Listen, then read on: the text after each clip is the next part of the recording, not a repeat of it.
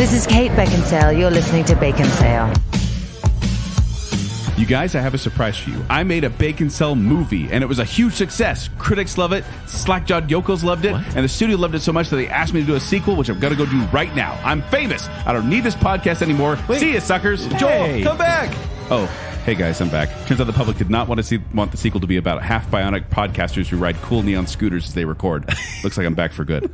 So what are we talking about today, Zach? Who knew? Wow. Welcome to Baconsale. I'm Joel. I'm Kent. And I'm Zack. We'd like to thank you for listening to our last show, our barbecue grilling backyard show. Fix it. Can I get real a second? Yeah. For just a millisecond? Only if you have that accent the whole time.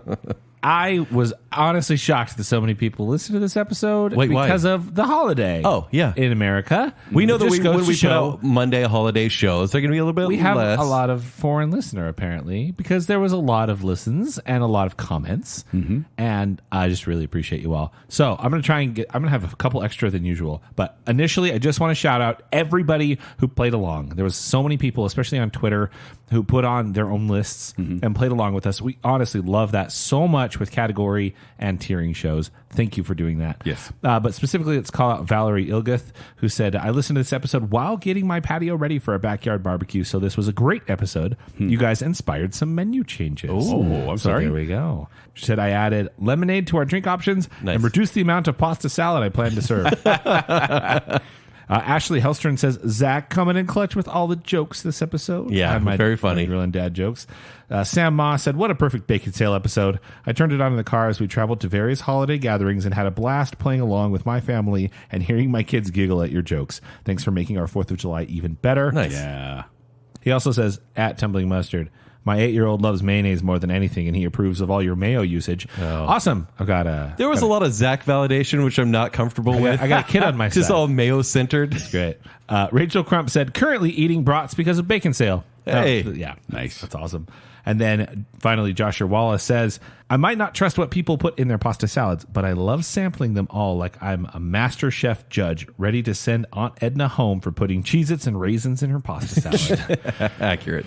Yeah. I want to share one thing kind of that wasn't on social media. It was a private text I got. Uh-huh. All I got was the... You're allowed to do that? I got an animated GIF for my sister-in-law, Kelsey, and it was just someone angry, like, how dare you, or something like that. But it was like, really? Pasta salad? And she got mad at me for not liking pasta Does she salad. make the pasta salad? Well, she's from my wife's side of the family. She's my wife's little sister. Yeah. Who they eat a lot of pasta salad at their parties. And I said, oh, really?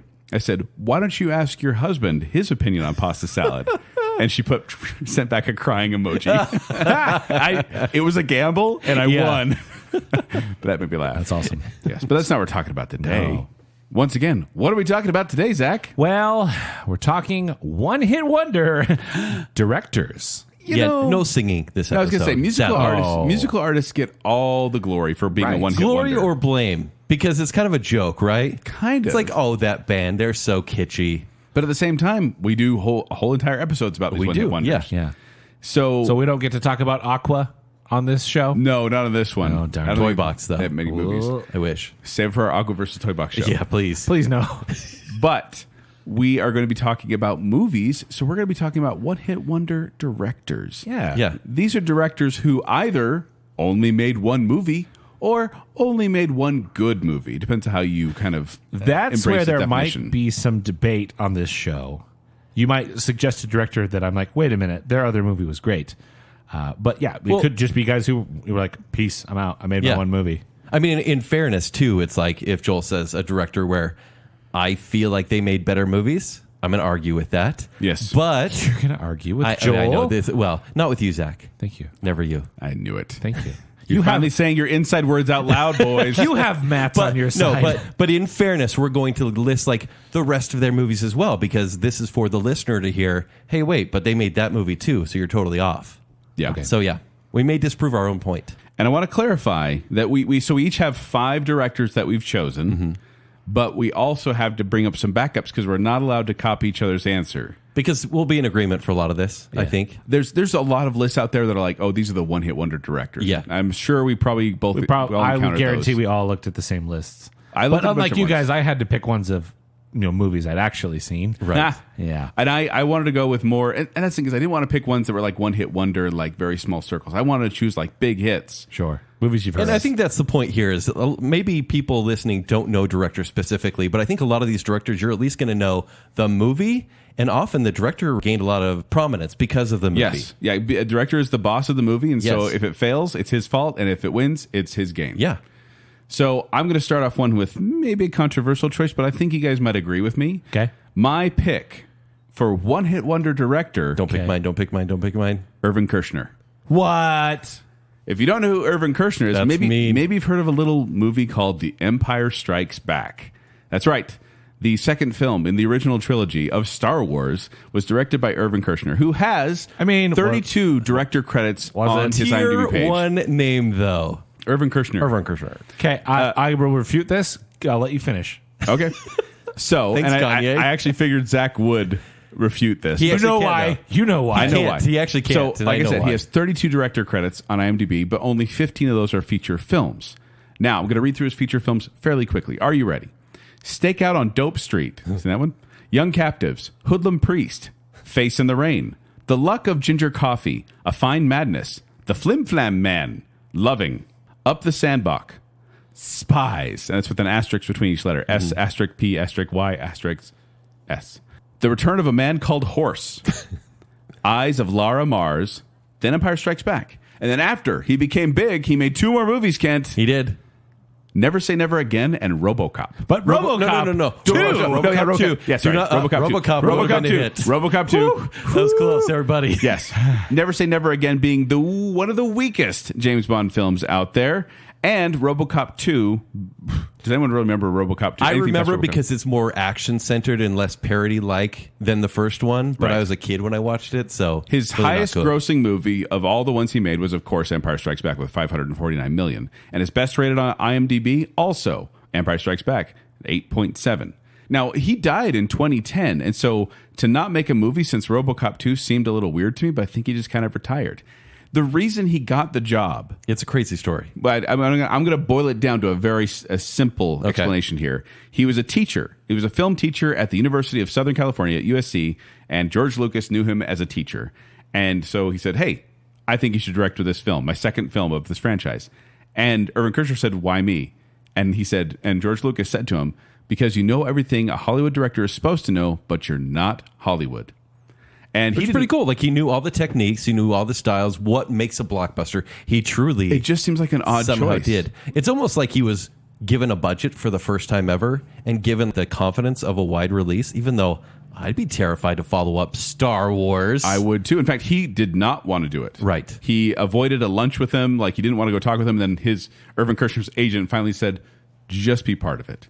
And so then he went there, talked to George Lucas, got caught up in the whole thing and said, okay, yeah, I want to do this. And he made the best Star Wars movie. The second best. Third best. But What? Take it easy. but he also was offered a chance to direct Return of the Jedi, which, by the way, David Lynch was as well. Yeah. So apparently George Lucas was just trying to find someone. Please, someone take this movie from me. But he finally decided that he did not want to do Return of the Jedi. Well, Empire was a 3-year shooting schedule and was editing, exhausted. post-production. And so, yeah, he's like, I'm done. That's not for me. Although he did say, Irvin Kershner did say that he would have accepted an offer to direct any of the prequels, which George Lucas, I found out, planned to release them in 1988. Yeah. Rather than 1999. Right. So It would have been cool to see him come back. So Irvin Kershner, I feel like Empire Strikes Back is his one-hit wonder, and all his other films are like, Zach, dispute. Never Say Never Again. one of the worst Bond movies, and you know it. And RoboCop 2. Oma Gershner is pretty... No, you're right. That's a good one. Yeah. Yeah. Was that? But I mean, did a Bond movie is... It made a splash. We'll say. don't say It's- Bond but it's movie. not even a- Off-brand yeah, it's Bond. an Off-brand off- Bond, but it made a Kirtland. splash Kirtland because Bond. this was, as we said in the Bond show, this is the end of Roger Moore's career and the bringing back of Sean Connery. So Wow. the way these movies were competing, it was publicity. But it wasn't a very good movie. No, and it was also, I think it was a bomb. Let me double check here. Just look at my notes here. No, it made money. But again, it's But not. still, yeah. It's not canon No. in the James Bond franchise. It's kind of pushed aside. Right. It's a rehash of an earlier James Bond film. So I'm going to say Zach, is Irvin that tier Kershner. 3 Bond for you, or is that tier 2? Check the episode, but I think it's tier 3. I think we all said tier 3, didn't we? Yeah. So yeah. All right. I like the choice. Joel, what do you have, Kent? I have Josh Trank. Oh, Josh Trank. Why do I know that? Stick. Fan four stick. That's his one hit? That's his one hit. Everything else has been bad. I'm joking. Clearly. I was like, you misunderstood the assignment, sir. In 2012, there was this found footage movie that came out of nowhere. This was still Paranormal Activity was hitting it pretty That's right. big, but it was still when everyone was kind of tired of it. It's 2 years after Cloverfield, and they're like, hey, what about superheroes? What if we do like a Fantastic Four origin story with found footage? Why are you saying it sound like that? It's actually a good movie. No, here's the thing. But the premise is dumb. And honestly, Of the movie, of the movie Chronicle. There you go. The realization of the found footage is a little ridiculous. yeah. But what the movie actually is sensational. This movie came out of nowhere for me, and I loved it. I own this one. Me too, yeah. It's very well done. DeHaan in this movie is so good. Well, because- Michael B. Jordan discovered in this movie as well. Yeah, and you think about it. If you and your buddies, back in the day when you were teens, all got superpowers, Yeah. you can kind of guess one of them would go bad. Wait. Which one of us? I meant back when we were teens. I don't know you guys in my teens. I'm thinking of my friends when I grew I was up a really with. nice kid in my teens. I can No, picture this who is would high be the school bad years. guy. Me as the bad guy? No, I can picture who. Yeah, of course, you'd be the bad guy. Okay. But I can picture of my friends, if we all got superpowers back in the day when we were kids, who would turn out to be the bad guy. Yeah. Just in my mind. No, yeah, totally. And it's scary what a kid can do with that kind of power when Right. he uses it for evil. If people haven't seen this, granted, it's weird. This is a decade old at this point. Oh, wow. It feels low budget, but at the same time, because it's made for $12 million. The found footage, they're always like, they have a reason to turn a camera on. But there's big moments. Yeah, exactly. It's like, oh, here's a government building camera. Yeah. And it's all seamlessly edited together. It's that part is a bit silly. But the story here is very emotional. It's about like a kid just trying to fit in. I just realized I didn't give a synopsis for The Empire Strikes Back. Yeah. Oh, Dang it, darn. let's retract that. But this made over $125 million worldwide. So this is a huge success. But what else has Josh Trank done? So then everyone's like, hey, Josh Trank is a whiz kid. What should we have him do? And he's like, Fox is like, hey, we want to reboot Fantastic Four. And we're not really going to let you do anything, though. Film a whole bunch of stuff and we're going to put the movie together, because he had a horrible time with this movie. And before this movie came out, he's like, that's not my movie on Twitter. Like, he really, and everyone was savaging the movie at that time. And even the actors have said, yeah, it's not really the movie we filmed. It didn't turn out at all. I mean, as bad as the early 2000s Fantastic Four movies were, this is like a low point for superhero movies. It's like they even took the camp out of the bad movie. Yeah. And it made it worse. And the real tragedy here, and I'm not saying he could have redeemed Star Wars at this point, but right when Fantastic Four was being released, he was announced to make a Boba Fett movie. Oh. So Star Wars Celebration, they're like, hey, we're going to make a Rogue One movie, and Josh Trank, director of Chronicle, you guys remember that cool movie? He's going to make Boba Fett. And then Kathleen Kennedy saw what happened with the release of Fan Four Stick and said, I don't know about this. And he said now, like everyone's like, oh, we got fired. He basically said, I knew I was going to get fired, so I quit. He's like, I quit. No, get fired. Take the severance. I know. Take that Disney severance. And so, yeah, he just basically lost his, I think, a big name career at that point. He made Capone that came out 2 years ago with Tom Hardy that no one saw. Yeah. And so it's pretty sad.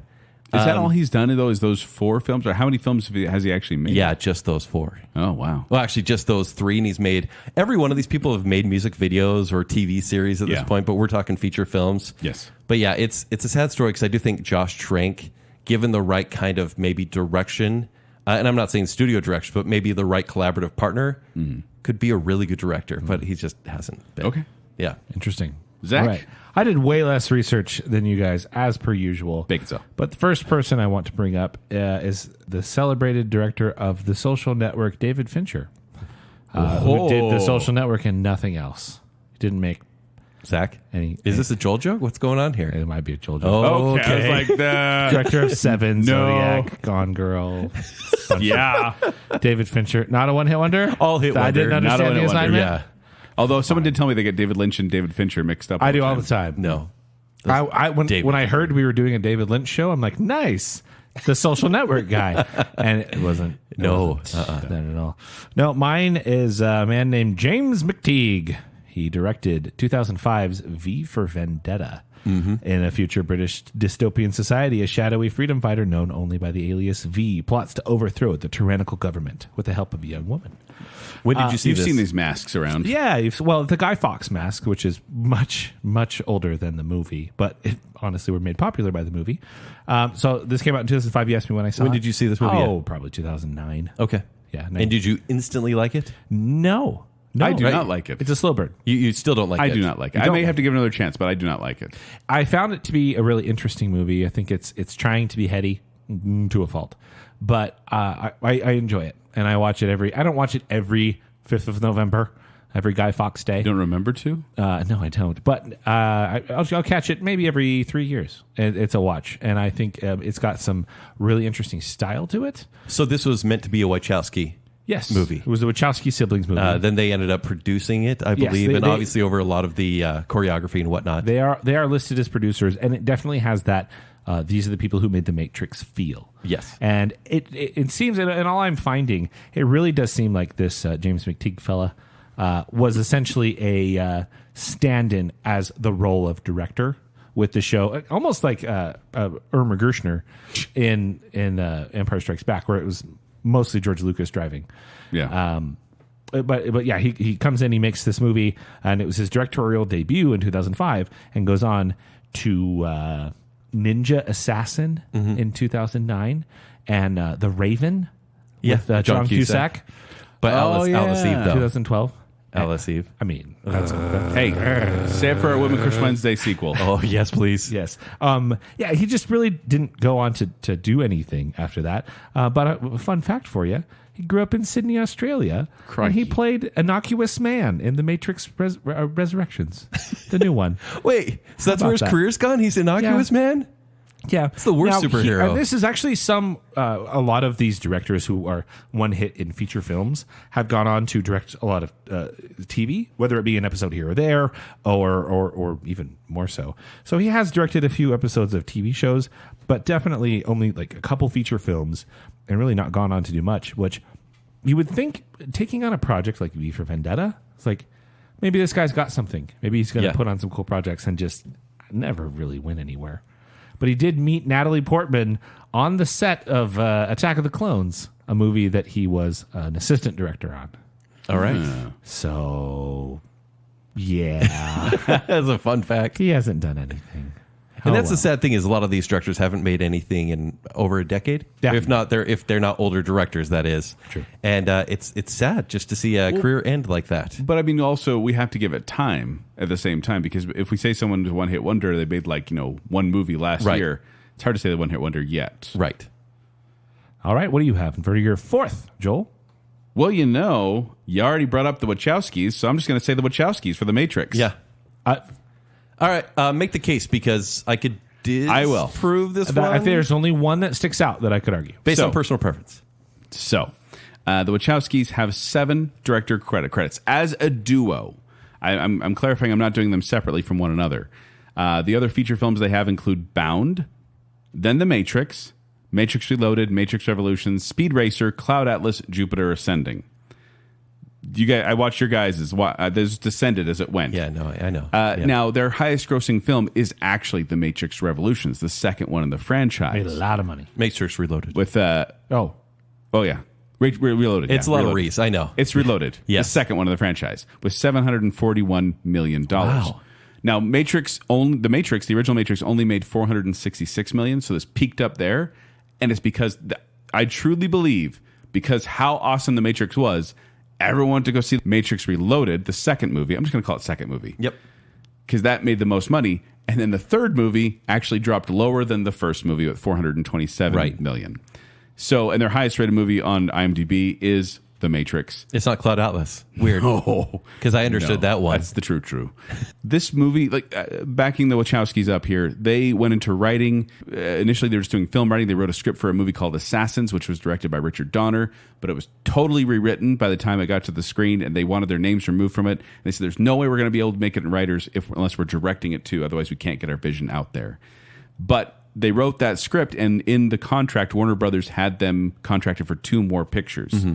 So they did Bound, which was a mild success Yeah. with critics. Indie liked it. movie. Yeah, very At indie. best, yes. Critics liked it best. But then they said, okay, we're now going to make The Matrix. And boom, what a movie. Right. Like just earth-changing. Change cinema. Yeah, totally. Amazing. The way you look at movies, the way the movies are told, this movie did so much. And then... Should we call it one hit, one note directors? No, because I even feel like the first Matrix movie is put on this pedestal, this pinnacle is like, that is their number one hit. Yeah. And then you see the other ones, you're like, I don't really want to watch that one again because I like the first one so much, and this one kind of ruins that. I mean, we often say that there's only one Matrix movie. We do. And I like Speed Racer. I was going to say, I so often that's say the there's case. one Speed Racer movie. I like Speed Racer, but at the same time, it's not a great movie. But we It's love fun. it. It's totally Baconsale approved. It's fun. is the best looking seizure on screen. It is one of my. I tell people I don't really believe like Blu-ray changes the way movies are seen, and then I watched this one and I went, oh wow, that looks so good in Blu-ray. Like this is the one I recommend. I people feel like to it's watch. completely underrated. Yeah, it didn't make a splash critically, box office, or anything like that. And that's why I cool. say it's not a hit. But to put this in musical terms, Yes. this would be like, oh yeah, The deep cut. MC Hammer. I absolutely love You Can't Touch This, and that is his big hit. I also like Adam's Groove, which was the song he wrote for Adam's Family, you know, and it's completely corny and cheesy, but it's the something- Havanaroni for Vanilla Ice. Yes. Okay. It's that one song that no one really knows, but it's like, it's fun if you listen to it. Yeah. But yeah, I'm making the case for the Wachowskis here being a one-hit wonder director duo. I mean, technically, maybe not, but yes, because the other movies made so much money, right? And there was a follow-up with this new Matrix movie. But once again, what is the movie people remember? The first Matrix. one. Yeah, that's true. I So there you like go. it. Wachowskis is my second pick. All right. Hopefully I didn't steal that from one of you because I was worried I was going to steal it from you, Kent. All right, Kent, what's your next one? Neil Blomkamp. Neil. Hey, we we talked talked steal about this him one? recently too. No. I will announce First Steal. Okay. I had him on my list. I was as hoping well. I could give this one before someone else stole it. He was First on my Steal. alternates. He is definitely like a quintessential one-hit wonder, which is so sad because you think about debuts for directors, and Neil Blomkamp came out swinging with District 9. Now, even Great. that movie, like that's a one-hit wonder because I own this movie. Yes. I think it's a very well-done movie. I think more people should see it because not a lot of people have. You say District 9 and people are like, I don't know what you're talking about. Wait, It's what? good. Really? I don't think it's as popular as some of these other movies. It's so we weird. discussed. So when it came out, it was nominated for Best Picture. Yes. For the kind of movie it was. sci-fi, South African sci-fi movie. Yeah, visual effects, editing, and adapted screenplay. And it just made a ton of money. And you couldn't understand anything the characters were saying, even if they were aliens or South African. Yeah. My name's Vickers. Yeah. I need to watch this one again. And do. I wonder if it holds up. It was filmed for like $25 million, which seems strange.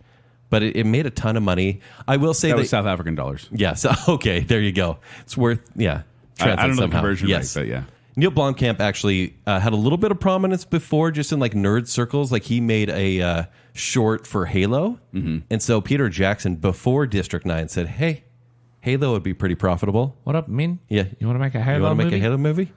And they were like, "Yeah, let's do it." And so everyone was getting really excited. This was right about the time of Halo 3, and they're like, "Let's make this movie. It's going to make so much money." The studio's like, "Nah, video game movies are bad. We're not going to fund this whatsoever." But Kent. Yes. He also made some other movies. So he did. Yeah, like Elysium With Matt Damon. Yeah. With Matt Damon. and Chappie. With Hugh Jackman. Hugh Jackman. And Die Antwoord, or Die Antwoord. It's a horrible South African rap group. Oh, And yeah. they're the main stars. Yeah, that's And he recently came out with a movie, came out last year called Demonic, which is horrible. It's bad? It's hard to like mess up bad horror already. He somehow did. And this is why I have no faith in the guy. Granted, he's still kind of getting offers for jobs, not getting a lot of jobs, but still. Elysium was the first disappointment I had because I was like, ooh, high concept sci-fi with Matt Damon. And it was just really overly preachy. But that is his highest grossing movie. Yeah, is it Elysium. over District 9? But District 9 is his highest rated on IMDb. But like he was so, this is Neil Blomkamp. He was so big at the time. Time magazine named him one of the 100 most influential people of 2009. wow. Ridiculous. And then in 2015, he was still kind of popular because he came out Chappie and people were like, I don't like that, but I like your high concept sci-fi stuff. And so he was Was announced. Chappie the boxing robots one? No. No, that's- Oh, that's Real Steel. That's real still, yeah. Chappie was like a ghetto robot that isn't Johnny Five. Okay. It's horrible. I hate it so much. But in 2015, Would you recommend Elysium, though? No. Okay. Oh, hold on.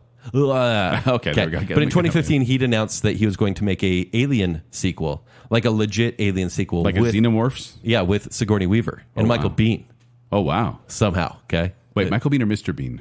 Michael. Well, you can call him Mr. Okay. But it's called Alien Awakening. And then Fox is like, a year later, they're like, we don't really want you to make that movie. And they were having their own issues with like Covenant and Prometheus as well. And so they canceled that one. He is now currently tapped to be the director of PlayStation Studios' Gran Turismo. Gran Turismo, which is about a teenage Gran Turismo player who uses his skills in the real world. An Ender's Game, but with cars. His driving skills? Yeah, the skills he learned from playing video games, which, I'll be honest, I learned how to drive from Gran Turismo. Yeah. They're not going to make a movie about me, though. Give it time. Jet Moto, I'll be in that movie. Yeah. If I could drive a Jet Moto. Oh, man, I'll Jet do it Moto today. 2. Oh, Jet Moto 2 is so good. Save it for our PlayStation show that we already did. I already drink so much Mountain Dew, it would be perfect. If I ever need to throw a banana in the car, I'm good. Mario Kart. Oh, yeah. Make that movie about Zack. Yeah. So, yeah, Neil Blomkamp is a one-hit wonder. Good choice. My second pick is a gentleman who directed 1964's Marnie. That'd be Alfred Hitchcock. He made Marnie. That's adorable. And nothing else. Knock it off. I don't like these jokes because I start believing you and thinking less of you. Oh, okay. And then I have to remember, no, he's joking, and then I'm back to normal. This is It's what just because he's trying your method. This of is what jokes. it's like to be with you all the time. No, my next pick is kind of random. It's Boaz Yakin. This is the guy who directed 2000's Remember the Boaz. Titans. Oh. Remember the Titans is the true story of a newly appointed African-American coach and his high school team on their first season as a racially integrated unit. He went on to direct Uptown Girls with Brittany Murphy. Oh. I remember the cover of that one. I remember the cover of that one as well. And that's about Is that it? That's about it. Well, it's weird because Remember the Titans was such a lovable sports movie, right? It is. I've actually had One a of lot the greatest inspirational sports movies out there. I've had a lot of conversations in my barbershop recently about sports movies, and this one always comes up. It is like the football inspirational movie. And it follows like And a it's well- perfect it's- format for a sports movie as It's well. well made. Yeah. And it's somehow And a great With soundtrack. messaging. it's cliche without feeling cliche. Yes. I really do think it's a well-made movie. And then you look around and go, you didn't do anything else? I mean, and you had, it's not It's almost this like you was should have recent. stayed in that genre because in that decade, the 2000s, They were huge. They were huge. Everywhere. Yeah. But it's been 22 years and nothing.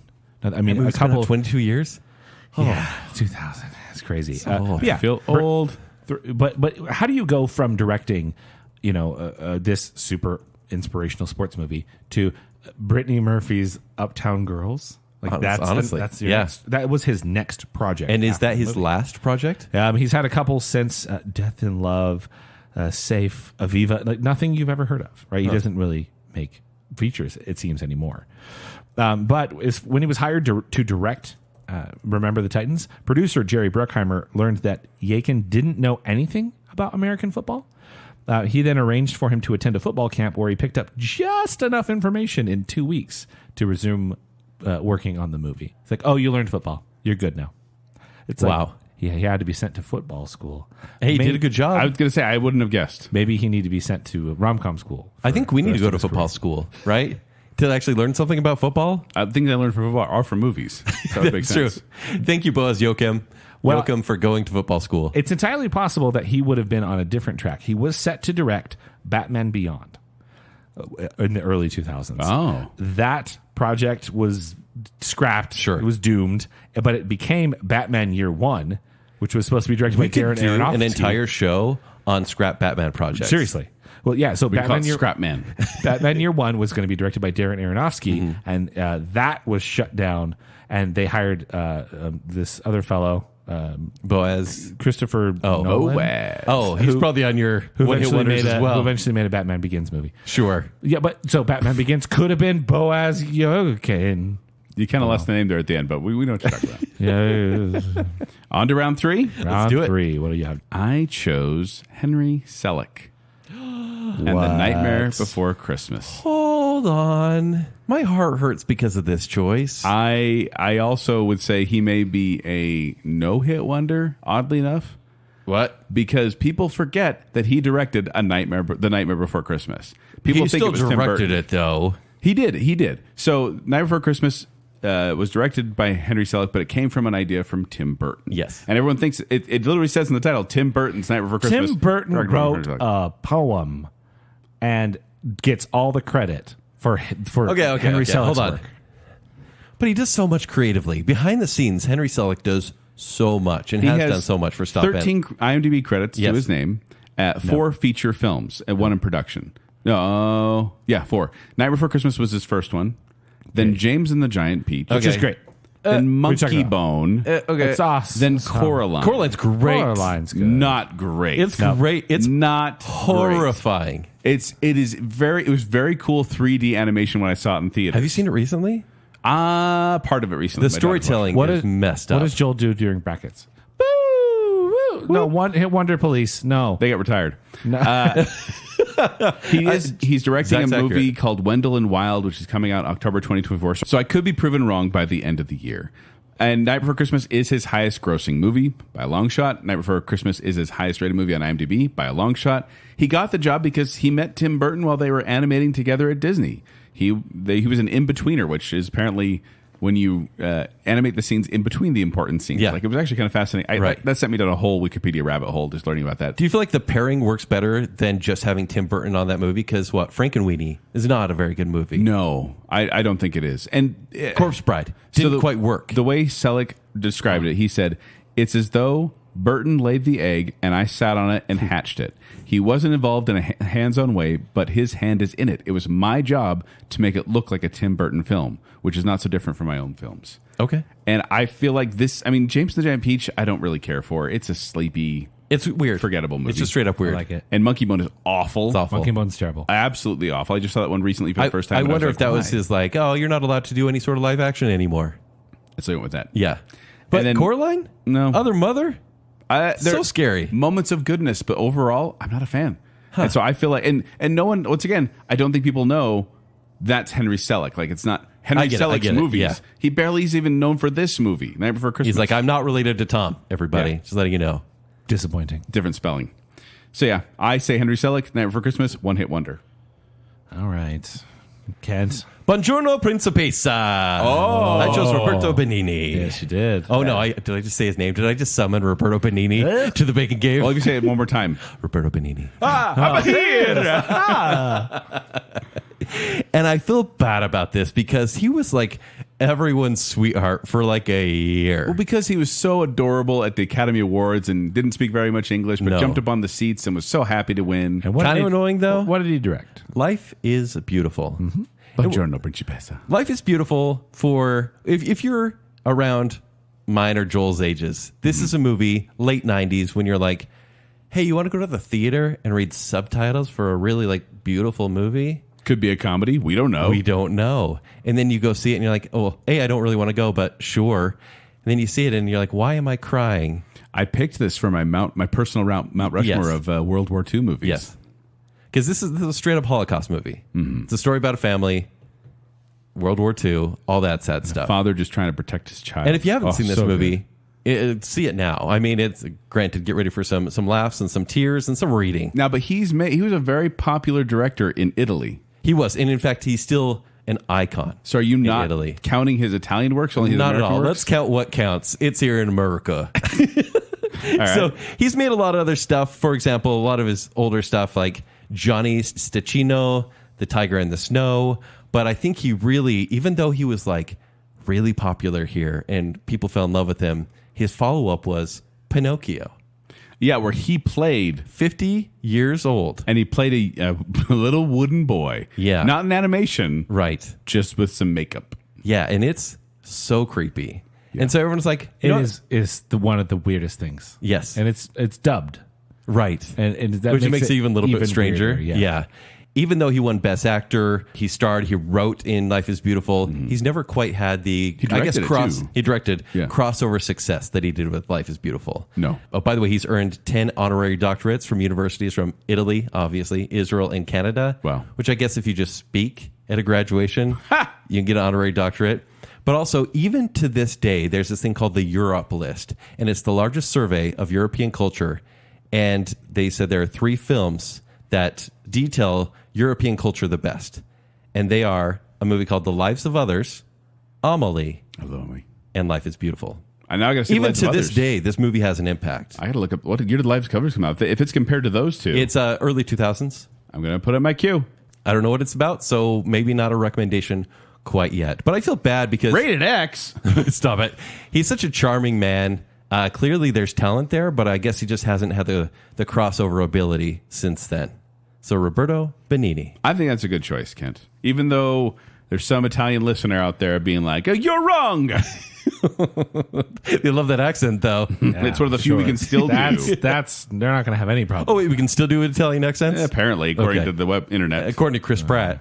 Next up is the director of Memento, Christopher Nolan. knew We it. did a I whole knew it. show. You monster. Whole show on He did that. Memento and nothing else good. Oh, obviously. You can even say Following was his best movie. Following. Yeah. It's not bad. No. Hey, I bet you haven't seen Memento. Work on that. Do that. No, mine is a director by the name of Hugh Hudson. Haven't heard of him? That No. makes sense. Yeah, but hold on. Just start running. Run for a second. Directed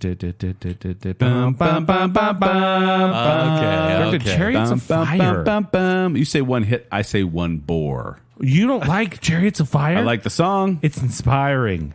It's a good movie. It won Oscars. Two British track athletes, one a determined Jew and the other a devout Christian, are driven to win in the 1924 Olympics as they wrestle with the issues of pride and conscience. I'm a determined quarter Jew. Oh, yes, you Yeah. are. Aw. This, I think, is one of those movies that, and maybe it is for specific key moments, but it has become part of the general zeitgeist of pop culture, right? It is known by people, and maybe it's just because of the score. Maybe the score is what I lives think here. the scores would sell. No, it's a story about fellowship. It is. Yeah. And I think it's, I don't know, I think this is a great movie. But the fact that, again, they didn't go on to do anything else. Other projects included, hold on, back up, listen to this title.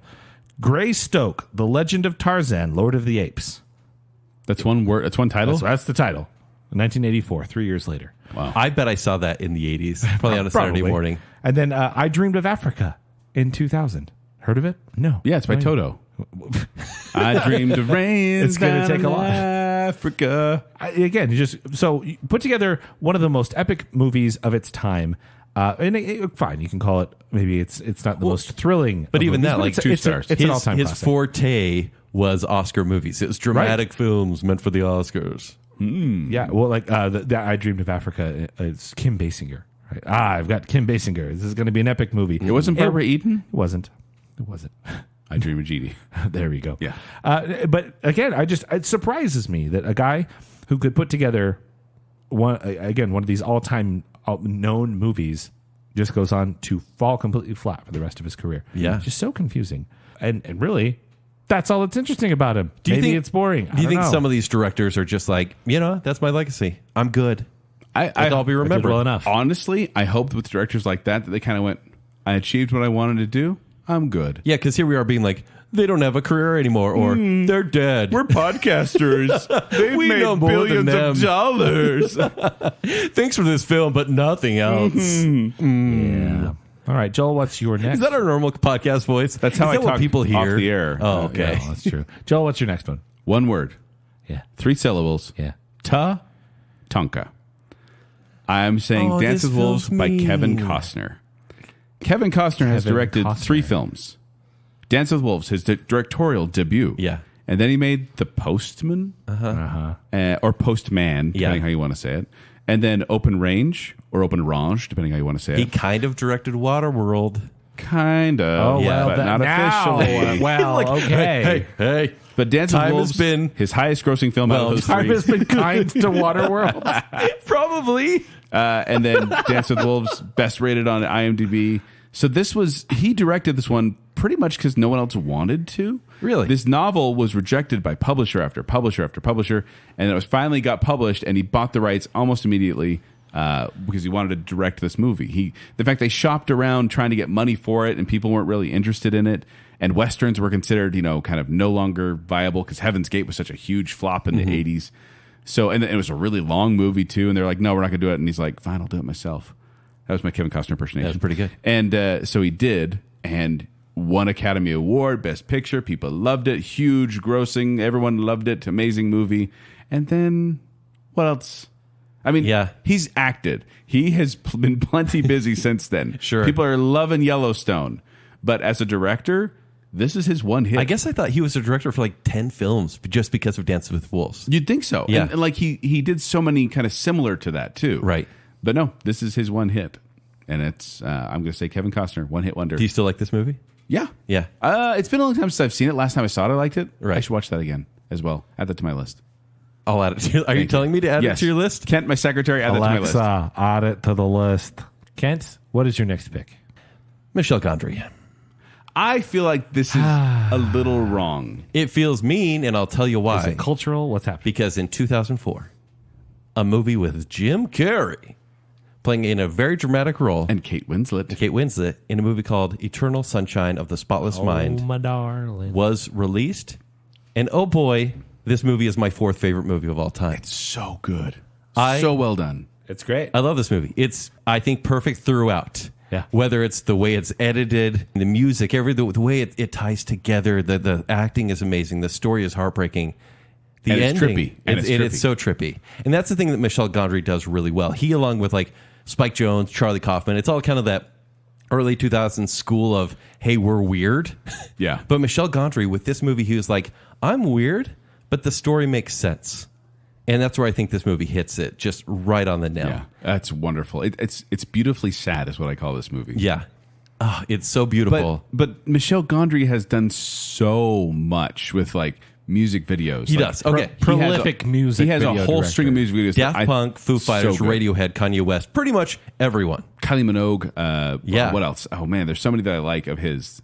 He's a fantastic music video He director. also, it said he pioneered the bullet time concept in a commercial for vodka in 1996. Okay. It's actually a Before really The cool Matrix? looking commercial. Yeah, yeah. Before And the he- Wachowskis. 3 Yeah. years before The Matrix. And I watched the commercial. I'm like, actually pretty stylish. Yep. Like he has an eye for style. He knows. It's almost like he's like, I'm going to make a cartoon, but in real life, and he pulls it off really well. He won the Oscar for Best Original Screenplay for Eternal Sunshine. His other movies, which I remember at the time because I was like, I like serious films, so I think I'd love saying Michel Gondry. Not love Michel Gondry, I love saying Michel Gondry and saying like, oh, I love his films. And then you see a movie like Be Kind, Rewind.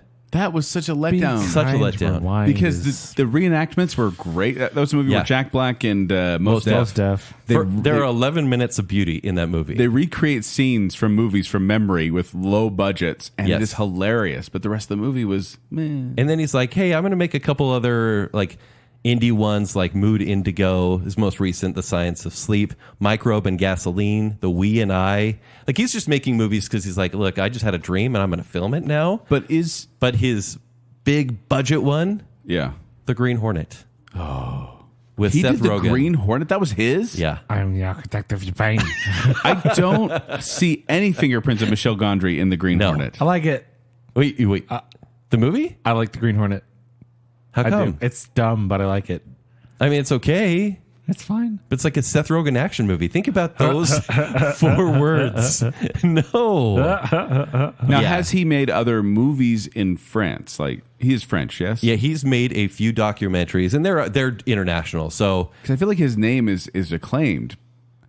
But Yeah. with that list you just read off, I think he just kind of music videos. As far as like prominence goes, he disappeared in the. Well, he's made a movie since what? I think 2013 was his last movie. Okay. I could be wrong there, but honestly, just kind of disappeared, especially from the zeitgeist. Wow. But still, it doesn't take away from my love of Eternal Sunshine. It's a great movie. It's a great movie. Yeah. I only saw it for the first time recently, Yeah. and it's Beautiful. It's impactful. Really You good. don't forget it. Yeah. And I feel like you guys should also go look up Michel Gondry's music videos. Totally. People have made playlists of them, of just Yeah. all his music videos. They're fantastic. Just So good. visually spectacular. His eye for style is amazing. It's like a less scary David Lynch. Yeah, yes. what a review. Yeah. Wow. You know who else is less scary than I got no segue. How about the director of Hugo, Stop Martin, it. Martin Scorsese? Oh, what stop else it. has that guy done? Cinema. Nothing. I could, He hates I can make a case. Don't- for him. Netflix. Oh, your case would be wrong. What would your case be? I think he's overrated. He does like think- monster movies. I actually really considered him for this list, and I was joking around, and I was like, well, everything he's done is like, that's iconic, but is it good? Yes. Is it? Literally, yes. What did he do after Taxi Driver? Every And was Taxi Driver that good? Yeah. No, I'm kidding. Okay. He's getting a little boiled right now, guys. no. I know that's a joke. Hold on. Can I be clear? I feel like I'm becoming Joel. Like I'm like I don't like your joke, but I'm like taking it to anger levels. Hold on, let me see here. Martin Scorsese's Okay, good. no, I like. He's not a one-wonder. I like. No, he's a few of made his things. multiple. Oh, that was not a question. I had Joel? to look. I had to look. Okay. My next one is weird, and I want to have a little discussion. Why is The Sandlot good? As you guys know, I've seen this movie very recently. Watched For it the first 2 weeks time. ago. I just watched it Yeah. for the first time. As an adult, never seen it before. I really enjoyed it. I actually think it's not well made, but the charm in the feelings of Americana are Yeah. there. Right? Because I watched it while an outdoor screen 2 weeks ago in Idaho, small town Idaho, and I'm like, this is perfect. And then the voiceover came on. I was like, oh, this is horrible. Yeah. The editing's bad. The kid actors are kid actors, right? I can't really fault them too much. No. But then You know it's how like, you were just feeling a second ago about Martin Scorsese? That's how I'm feeling now, Ken. let's go for it. Am I killing you, Smalls? I mean, I don't think it's a very good movie, but you still can't feel heartwarmed by it. Because that's what I'm starting to wonder. I go, well, why is this a good movie? Because it was directed by a man named David Mickey Evans. Yeah. Who, in 1993. Isn't he makes one of the Sandlot. monkeys? There's three of them. Dave, Mickey, Evan. Yeah. And Evan. But Evan the monkey. because here's the thing. Here's his other projects, or some of them. He directed 1996's First Kid with Sinbad, who's playing a Secret Service agent. Yeah. I remember that poster. I have actually, So you walked by the Blockbuster once. Yeah. weirdly Okay. enough, I have seen First Kid probably a dozen times. You've seen First Kid more than you've seen I was The 6 Sandlot. when it came out, Joel. I want to be first kid. He directed Beethoven's Third and Beethoven's Fourth. Wow. And TV movie Ace Ventura: Pet Detective Jr. So he's made a lot of crappy kid movies. Yeah. Why is The Sandlot not one of those? Because as you're saying, Kent, it kind of is. Why does it Quality work? wise, it is, but somehow the magic is there. I can't explain it. Yeah. Yeah, it has that lightning in a bottle thing where you feel nostalgia for a time you weren't even alive. Yeah. And it doesn't make any sense to me. And I have to think, is it because it actually is magically well made? Or they just said it correctly? They just got really interesting kid actors? No, it just reminds you of a better time. I think it's the amazing animatronics they have on the dog. Oh, that Actually, I love that. Like It's the so funny. CGI. It's Windy Peppercorn. By the way, that movie is really lusty, actually. It is. Yeah. For being The Sandlot. I was like, this isn't okay. So were you at that age. Calm down. And now. Okay. So this one's more of this guy didn't make it that good of a movie, even in The Sandlot. But we're sitting here thinking, but we're still talking about it. It's I love it. Right? not that well made of a movie. It's amazing. Again, I just watched it a The couple weeks Sandlot ago, and I loved it. Is like a ballpark dog. No, it's not gourmet, It's not that good. but it's satisfying. It It just fills feels you right. up. That's about in it. that environment, it is satisfying. So my weird kind of strange pick for this one, but it is a guy who just apparently got insanely lucky because he had a career ahead of him of making crappy kid movies. One of them turned out to be a classic. Yeah. But he got to work with Sinbad too. You know, it's like meeting Natalie Portman. Seriously. Yeah. Well, and maybe that was his chance, right? He does The Sandlot in 93, and then he gets to do a bigger budget Disney movie, and it did nothing. Sure. It tried to capitalize off of the great success and popularity of Sinbad in the mid-90s and didn't really go anywhere. And he never made a name for himself. Yeah. Sinbad needs to come back. Is he still alive? With that, he had like a TV show for a while. Like in the 90s. No, like recently about his, like a reality show. He did? Yeah. I think he's gone through some stuff. I'm not sure about that. All right. So our final picks. So my final pick, I called this one because you guys brought it Oh, up, and yeah, I'm this like, I is want that yours. one. I want that one. Yeah. And it's a perfect choice. And it's one that I feel bad. Nope. Saying, This is the second time you're wrong. but I'm going to say Jared Hess directing Napoleon Dynamite. Boo. Because Napoleon Dynamite is one of my favorite comedies. It's one that I can watch almost any time and get almost the same enjoyment I did when I saw it for the Still? first time. Still. To me, it's Austin Powers. No, but the thing is, Ken, it's got to the point where it was so quoted back Jay in the Roach, day. one hit wonder. Yeah. Yes. It's the jokes have kind of been stopped being used so much, and the quotes have finally been stopped being used so much that you watch it again and it feels almost fresh. Okay. Again. Now, Jared Hess has 16 directing credits on IMDb. He's made 5 feature films, Napoleon being his feature film debut. Sure. Then you get Nacho Libre. Then you get Gentlemen Broncos. Then you get Don Verdeen. Then you get Masterminds. Can we talk about the conversation we had on Facebook Messenger when we were talking about Jared Hess a little bit, being like, oh yeah, he might be a one-hit wonder director. And then, Zach, what did you do? I just sent a gif of Jack Black As Nacho Libre. And Joel said, thanks for proving the point. No! I made one good movie. So Is that wrong to say in Utah? I know Nacho Libre is one of those like, oh, it's like Italian Job. I love it so much. And it's like, it's not very good. I feel this, though, that this It's fun. It's quotable. that this movie, Napoleon Dynamite, had the same effect as The Matrix, because the second film that Jared Hess directed was Nacho Libre, and that is his highest grossing film with $99 million. It also had star power. Napoleon Yes. Dynamite only had 46 million. So this shot up, but then neither Gentlemen Broncos nor Don Verdeen even cracked $200,000 at the box office. 200,000? 200,000. What? They Have you met anyone that's like Gentlemen Broncos? You know, I've cut off all relationships with anyone who even hinted that. Someone burned me. It was actually Chad from the radio station. He burned me a DVD of just his handwritten Gentlemen Broncos, and he said, and I said, dude, I've never wanted to watch that. He goes, you should watch it, man. And I go, please no. This came out 4 years ago, and he goes, watch it at 2 a.m. And I was like, what did you give me? It was just Gentlemen Broncos. you know who's in that movie? Jermaine Clement Yes, he is. from Flight of And Sam Conchords. Rockwell. And Yeah, Sam Rockwell.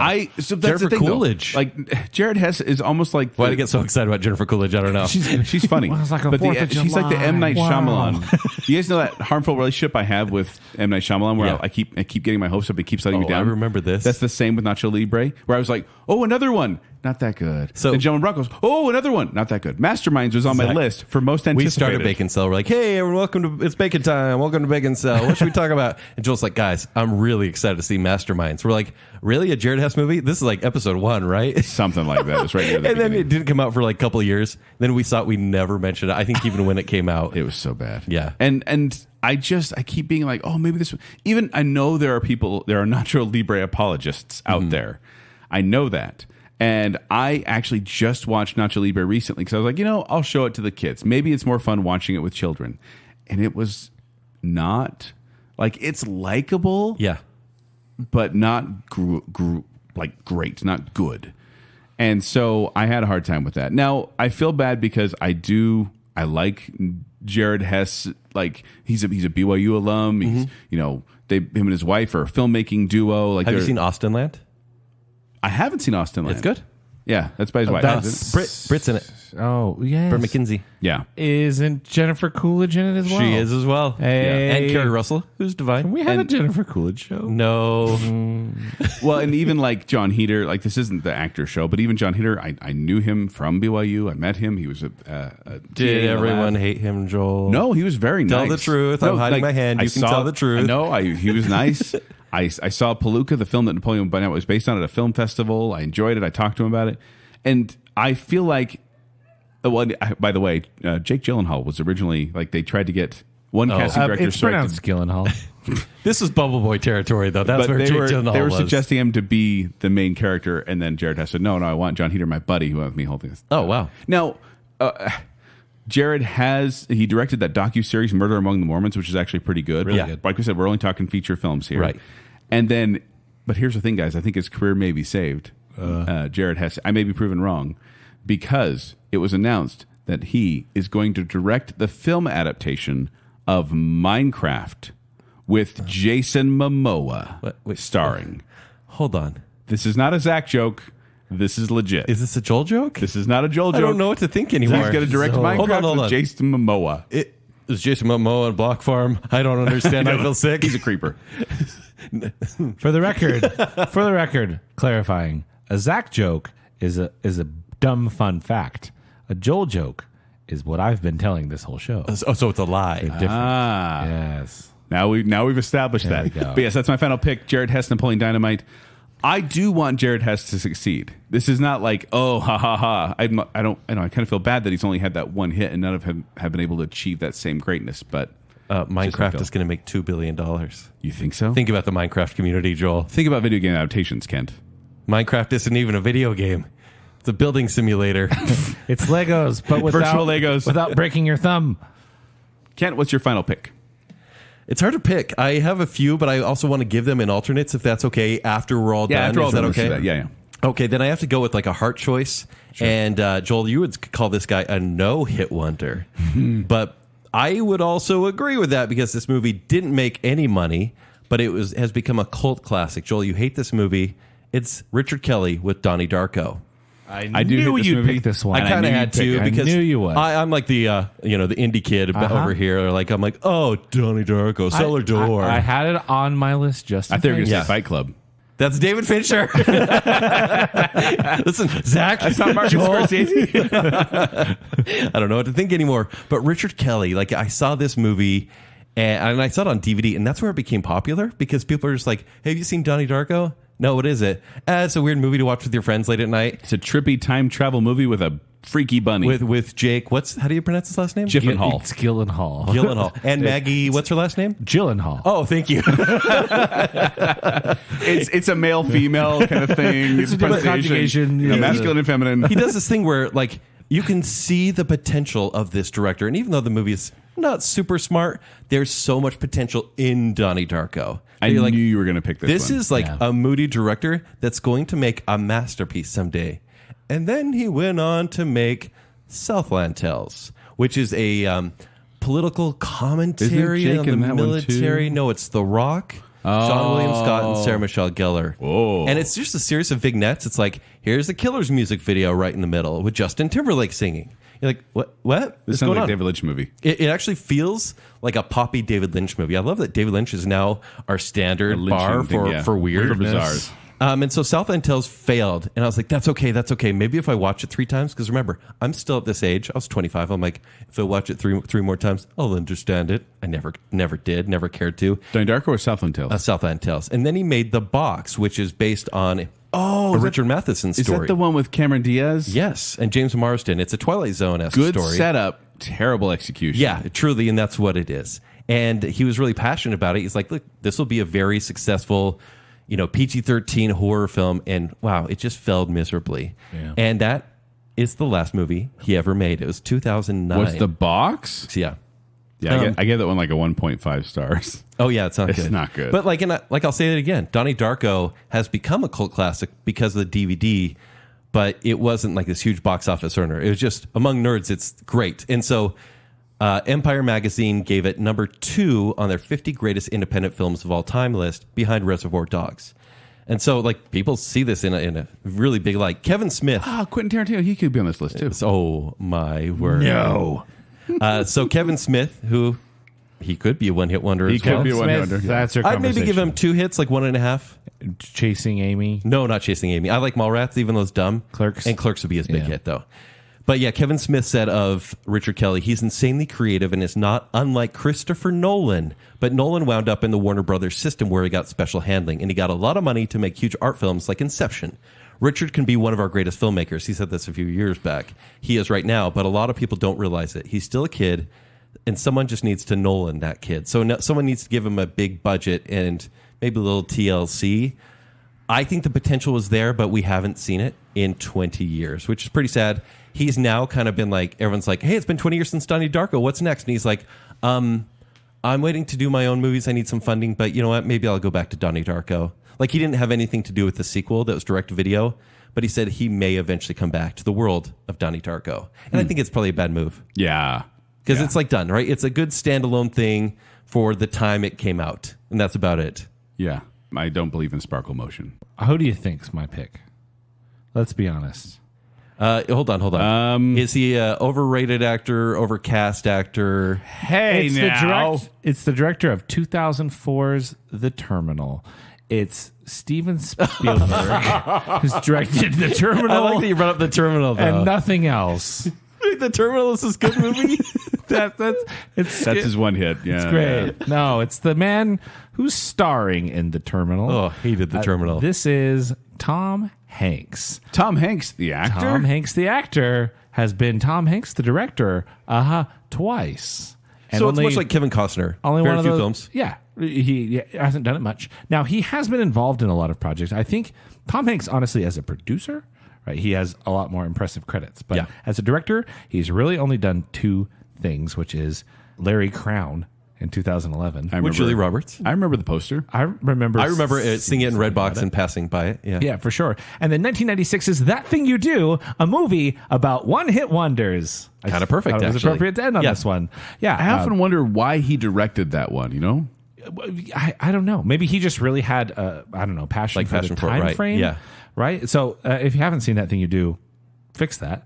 But it is a local Pennsylvania band scores a one-hit wonder in 1964 and rides the star-making machinery as long as they can, with lots of help from their manager. You just brought this one up recently. What show was Comedies. Comedies. that? Comedies. I love That's it. right. It's one of my favorite movies. It has a charm. It's well paced. Honestly, I think as far as a movie, it's really well put together. I think it's well directed, or they just got lucky with the cast. I don't know, but you'd think again, 1996. This is peak Hank's time, right? Yeah. He's had Philadelphia, Forrest and Gump. Forrest Gump. But he hadn't done Saving Private Ryan yet. He probably was working on it. Who directed that one?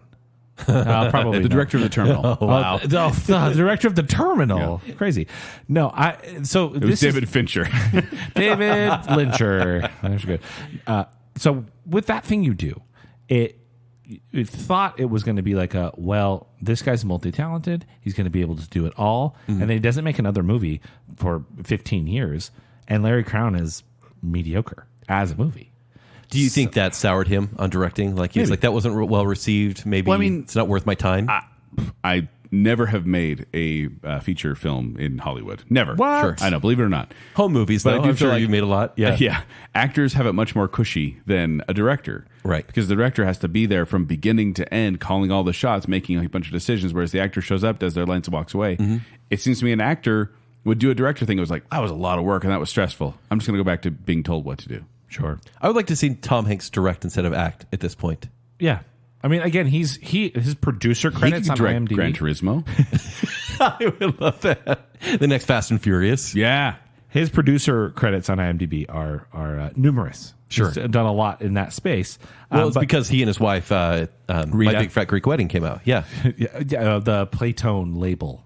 Oh, yes. Is what they started calling it after Okay, That Thing You cool. Do. The record company in That Thing You Do. Tom Hanks' first directing credit is an episode of Tales from the Crypt in 1992. Which episode What? does it say? None But the Lonely Heart. Ken, they're both going to Google this, see if we know the plot of this one. While they're Googling that, he also directed an episode of the TV show A League of Their Own, an episode of the TV show Fallen Angels, an episode of From the Earth to the Moon. See, none of these things really ever took. And then he did direct one episode of Band of Brothers prior to doing Larry Crowne. And that's it. That's everything. So a couple of episodes of TV. And that's it. Okay. This was the first episode of Tales from the Crypt I've ever seen, actually. Really? It was on Saturday nights on Fox 13. Season 4, episode 1. And my dad and I just went to a gas station, got some corn nuts, penny candies, and Coke, and started watching this Tales from the Crypt together. I was 13. Is this episode, and it was horrifying. It's about a guy who marries older women for their money, Okay. and then kills them, obviously. Yeah. And then they all come back from the dead. Save for a Tales from the Crypt show. Yeah, it's really scary at the end. Directed by Tom Hanks. Yeah, that's cool. I like him now. Now, I think it's totally fascinating that he didn't go into that. And I wonder if later in his career, when he's done playing every prominent American person, Sure. that he would go into this. He hasn't done George Washington yet. We're still waiting for that. Does that have all the Infinity Stones and then he's done? Yeah, I think so. Please end it. Yeah, but I would like to see him try again. Yeah. Now, Good pick. I know that we all had alternates just in case our pick got stolen. So I'm just real quick. I'm going to read through a couple of mine. You guys are welcome to share yours as well. Yep. One I picked was Mel Stewart, the director of Willy Wonka and the Chocolate Factory. Yeah, I saw that list. Huge hit. He has 54 directing credits, 7 feature films. But Willy Wonka, that's the one everyone knows him for. It is. And then I got Daniel Myrick and Eduardo Sanchez directing the Blair Witch Project. What a smash. Yeah. between- How much did they direct, though? No, they're just like, hey, shove the camera in your face. No, they had scenes, and the dialogue was improvised, but they knew where it wanted it to go, and they'd give direction afterwards. Between the two of them, they have harder. Conceptually, the movie works. The Yeah. acting, not so much. No. Yeah. between the two of them, they have 35 director credits on IMDb. That's What a bummer. And you look at them, and they both kind of direct these kind of off-budget horror movies. Yeah. None of them have. Usually horror found success. directors go on to much bigger things. Yeah. And then my last kind of backup pick was Penelope Spheris, who directed Wayne's World. Hold on. Go ahead. There's something else of hers that I like. I know. And that's one of the reasons she was my backup. Because I'm pretty sure that you like Dudes. That's a movie she directed. I like dudes? Yeah. Wait, what? Hey, you guys are great. So she has 18 directing credits, 11 of those being feature films. She directs a lot of documentaries, apparently. Those are more successful than her actual movies, most of them. Okay, what else do we got? But she directed, after she directed Hollywood Vice Squad and Dudes, then she directed Wayne's World, but then she directed The Beverly Hillbillies, Little Rascals, and Black Sheep. Okay, Black Sheep. Black Sheep? No, These are all, actually, these look, are all I like Little Rascals. Sure. Like, but unironically. even then, that's I didn't put her on my mid list because I'm like, because even that I was These like, are 90s paycheck movies, basically. yes, they were. None of these were huge hits, but I know people love Little Rascals. I know some people even love Beverly Hillbillies, and some people like the off-brand Tommy Boy Black Sheep. Yeah. Is that with the guy from all the commercials? Ernest? No. Beverly Hills. Not that. Yeah. He's Jim Varney is the main guy in Beverly Hillbillies. Okay. Yeah. I have it's seen close this to movie. Yeah. And it's fine, but I just think she never achieved the paramount of Wayne's World that she did. So those are my 3 backups. I also did have Neil Blomkamp. You stole that one. Yeah. Yeah. So a few of my alternates, I have Ruben Fleischer, which may or may not count. So Ruben Fleischer directed Zombieland, which, yeah, sure, it was post Shaun of the Dead, but wow, Zombieland was so cool. It was a lot of fun. It's so fun. And then, 10 years later, he's like, Zombieland Double Tap. It's the same jokes again. Yeah. And so really mediocre, but he did Gangster Squad, 30 minutes or less. Oh, I remember those. Uncharted from this past year. I remember those posters. And then, this is why it may not count, Venom. Ruben Fleischer directed Venom, which made $856 million. now you're getting into Joel's territory. But it is not Baconsale approved. That's why I'm saying it's not quite a hit. Yeah. But yeah, Zombieland would be like, oh yeah, good director. Oh, the rest though. I think he's got a future ahead of him, though, still. I don't think he's I know, I out. think he's used Yet. it up. I don't know. And then I chose a weird one, Rod Daniel, who directed Teen Wolf. Okay? And I'm saying Teen Wolf is good here, okay? That Go with me. for with Baconsale approved on the Werewolf Show. And then his other movies were, and Zach, I know you talked about Beethoven's Third and Fourth. Beethoven's Third. Rod Daniel directed Beethoven's Second, which is Oh. still okay because it's got Charles Grodin. Quick, who did the first? We need to have the I'm Beethoven. pretty run. sure. Wasn't that... Look it up. No, wasn't that... what's his name? Go Brat on. Pack. Ferris Bueller's Day Off. Pretty in Pink. John Hughes. Yeah, John Hughes. Wasn't it John... No, I think it was Christopher Columbus directed, but he wrote it. Okay. I'm guessing I here. think so. If only there was a way to find So out. Beethoven's Second, he also directed K9. Brian Levant. What? Directed Beethoven? Yes. Why do we expect to be a good director? Why did I think it was Christopher Columbus? Because John Hughes wrote it. But anyway. Okay. I knew John Hughes was attached to it somehow. So he directed the movie K9, the one with John Belushi. K9 Yeah. is like the Kirkland, Turner, and Hooch. Yeah. Yeah. Not K911, though. No. Not good. okay. I didn't like K9. And then Home Alone 4, the one with French Stewart. My gosh. Oh, yeah. So yeah, not super great. And then this is like going to sound... Wait, what was his hit? Oh, it was Teen Wolf. Okay, we got through so much bad, I Yeah. couldn't remember the good. Here's a mean one. George A. Romero. Night of the Living Dead. I agree with you. Yeah. Yeah, sure, he did The Crazies, He right? And created- The Crazies is a cult classic. But he launched the modern zombie, and I respect him for that. But the only really good movie he made was Night of the Living Dead. yeah, and then it became Day of the Dead, Land of the Dead, Dawn of the Dead, Diary of the Dead, Survival of the Dead. Like it's like None of it was good. It's a one note thing. People love Dawn of the Dead, but they're also Save for a George wrong. Romero show. Yeah, but I think man, he came out swinging with Night of the Living Dead, the pinnacle zombie movie. Yeah. and that was it. Zach, do you have any alternates? That's a good pick. Why didn't I pick that one? Yeah. So as I think I mentioned previously on my list, Richard Kelly, but I knew you'd pick him for Donnie Darko. Neil Blomkamp, I think that's all of us. Yeah. picking Yeah, we Neil also that Blomkamp. one. And then this one kind of feels like it doesn't count. I think you guys think this movie's overrated, but the director of The Artist, Michel Hazanavskis. I like The Artist. Yeah, that's fine. He's really hasn't done anything since then, but it's a kind of a technicality because he has a long list of French names on his movies. Maybe he's popular over there, but hasn't Maybe. done anything of note Not America. here. Speaking of America, Tony Kaye, who directed American History X, Oh, yeah. and nothing else that you'll want to watch. Yeah. So make this big splash of American this movie. History X, so well made, heartbreaking, a one-time very, watch. very difficult movie. never seen it. Yeah. Oh, Don't worry about it. like you're good. Yeah, Yeah. Like one of the. I hear. like, I was ultimate going one to and say my dones. daughter, my 4-year-old, was trying to think she wanted to pick that for pizza movie night this week. Maybe not. Should I say no? Hey, American History's in the title, Dad. It has the letter X. It's the She's 4th of starting to July. Yeah. And then finally, Paul Brickman, who directed Risky Business, and then Men Don't Leave, and nothing else. Okay. Like he made Tom Cruise into a star. Made Tom Cruise into and a star faded in and the couldn't background. be a star himself. Oh. Didn't Most directors say. aren't. Didn't I would guarantee some of these names were thrown out. People are like, who?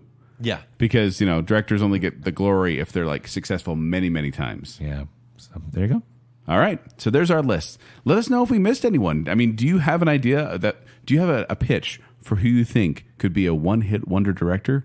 Let us know on Facebook. Let us know on Instagram. Let us know on Twitter. We love hearing from you. Before we go, we'd like to give some love to our patrons, including the I Am the Listener group, which includes Stern Madam Hicks, Shannon West, Sean Sanquist, Scott Sprague, Ryan and Marley, Rocky and Steph, Lady Terry A. Finley, Way Less Sad, Johnny English the Brick, Jennifer Kilkowski, Jake the Cooler King Swallow, Glow Clin Daniel, Debbie Foster, Chris Strout, Casey Cummings, Braden Winterton, Angela Plotz, Andrew in the Dark, Alicia Bass, and Adam and Rachel Crump.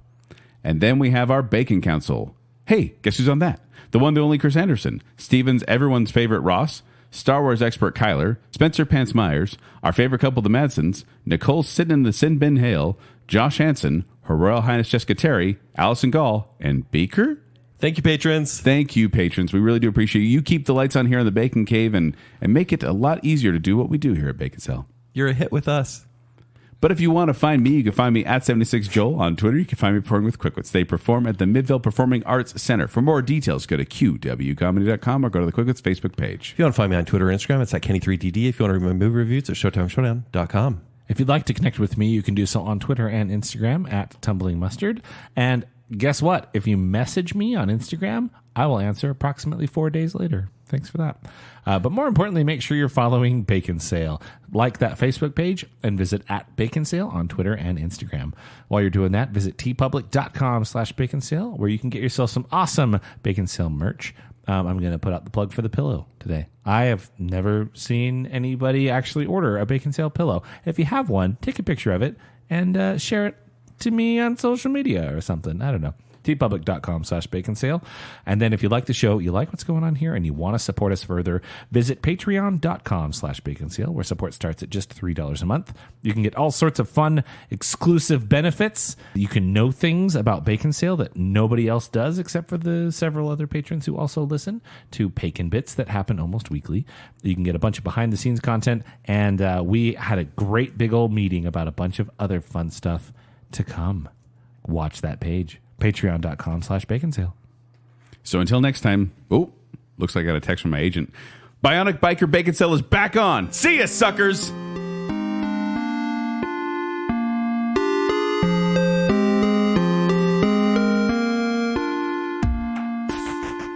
There was a lot of Zack validation, which I'm not comfortable with. I got a kid on my Just side. all Mayo-centered. It's great. You're finally saying your inside words out loud, boys. You have Matt's on your no, side. but is the best looking seizure on screen. I absolutely love You Can't Touch This, and that is his big hit. I also like Adam's Groove.